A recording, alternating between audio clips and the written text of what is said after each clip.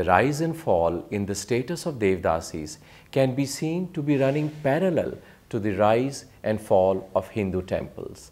As the temples became poorer and lost their patron kings, and in some cases the temples were completely destroyed, the Devadasis were forced into a life of poverty, misery, and in many cases, prostitution.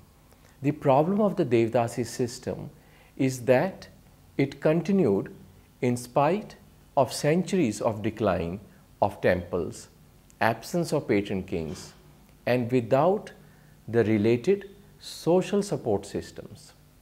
With the Anti-Devadasi Act of 1947, a system which took centuries of perfecting was abolished. In the process, the baby, which is the art form, was thrown with the bath water. The provisions of this Act of 1947 also stipulated that dance not be performed in the temples and dancers not be kept in temple service. While this sanitized or clinically cleaned the system at surface level, no one thought of the fate of the dancers or their future.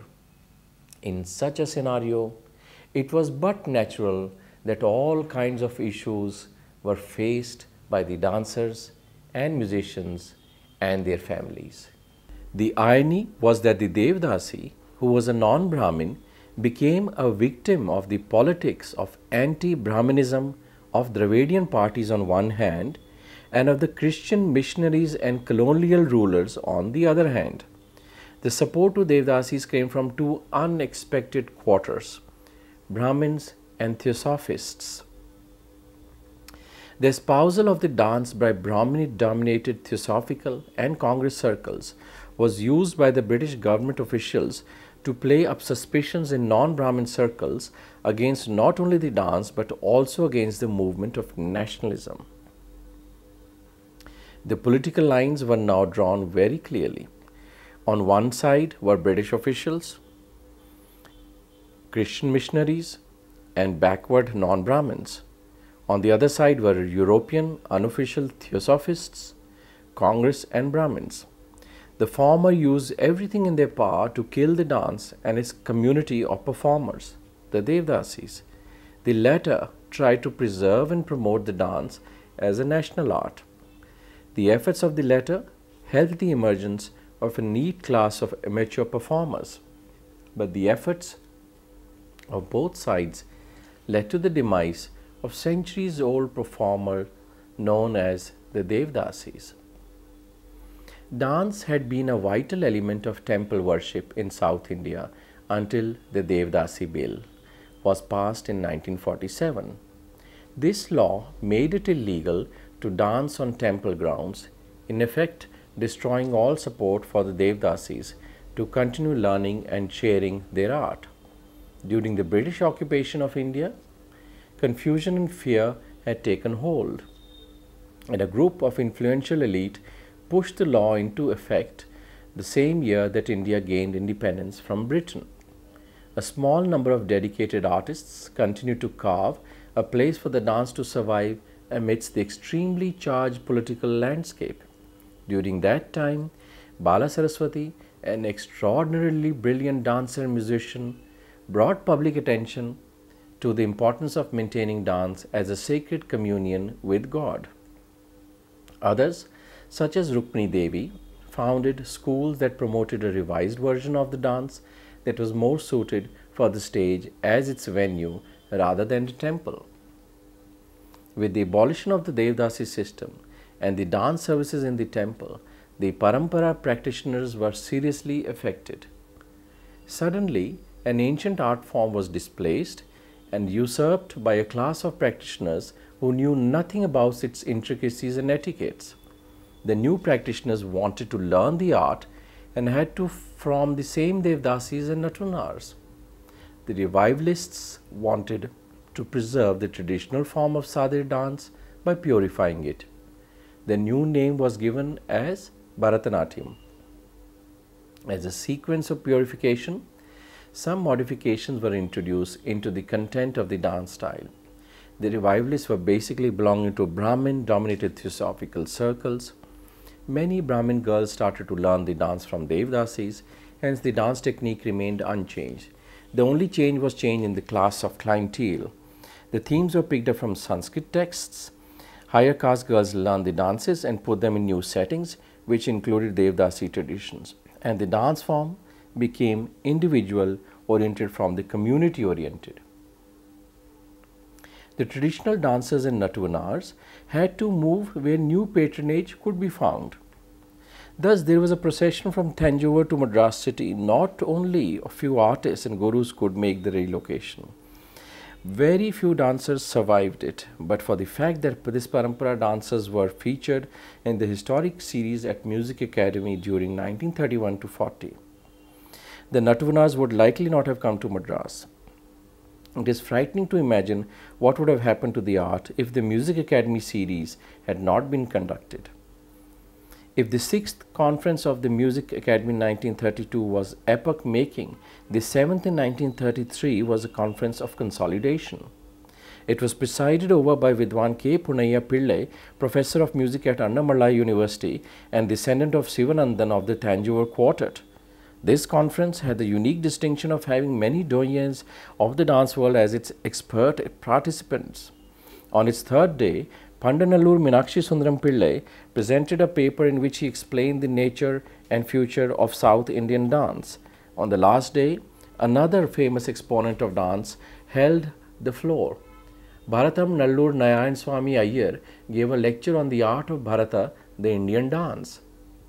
He explained at length with numerous examples the three branches of art, namely Bhava, Raga and Tala. Scholar Dr. V. Raghavan seems to have taken an active part for the first time in this conference. He moved as many as 6 resolutions which were passed without discussion. The following is the text of one of them. Resolved that the Academy do represent to Hindu Religious Endowments Board that steps should immediately be taken to see that Tevaram, Vaishnava Prabandhams, Bharatanatyam, Nagaswaram and other temple musicals are again made part of the daily offering to the god in all temples. On the whole, the 1933 conference was noteworthy for the recommendations for reviving and refining the dance which were mooted and accepted. In the years that followed, dance recitals rather than discussions about the art and its future held center stage. Artists from families which considered dance as a hereditary profession dominated the stage until 1936. The first non-professional dancer at the Academy was a Brahmin girl, Balachandra, in December 1938. In the following year, 2 girls, Lakshmi Sastri and Kalanidhi of similar background, danced. Since the prestigious platform at the Music Academy could not be made available, except to a few outstanding artists, many who had taken up Bharatanatyam in right earnest and wished to perform in public had to stage their art and recitals under the auspices of various sabhas and associations. Among those who danced were disciples of many Nattuvanars who had gone into hibernation, in a manner of speaking, during the time the dance was under a cloud. According to E. Krishna Iyer, who was closely associated with the revival of Bharatanatyam, the date 1st January 1933, the date of the second dance recital of the Kalyani daughters, was to be taken as the date of Renaissance of Bharatanatyam. In one of the most unique cultural restorations of dance encountered anywhere in the world, everything about the dance changed. From being a fragment of history, shriveling in the margins of impoverishment, Bharatanatyam empowered itself to become the ubiquitous Indian classical dance.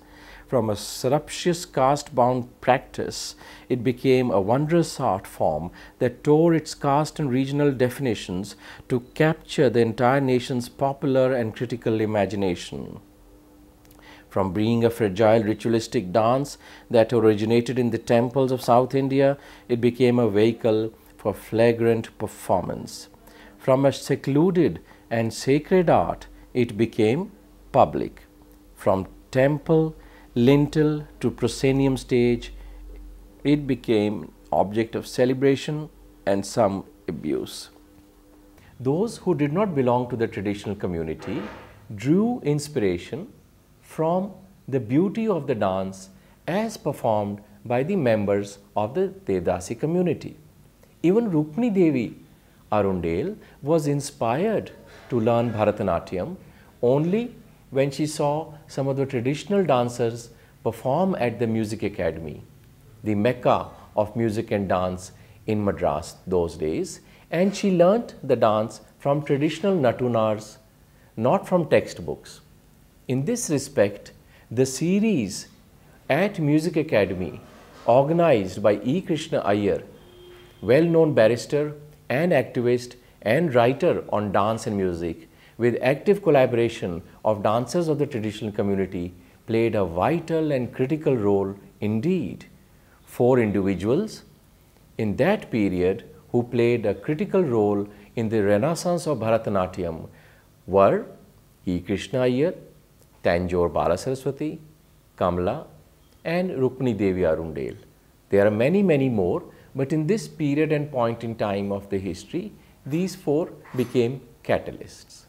Regression analysis shows that if E. Krishna Iyer had not campaigned for saving the dance from extinction, and if he had not arranged the historic series at the Music Academy, the dance would have failed to gain respectability and hence would not have survived or survived long enough for anyone else to try and play the role of a savior.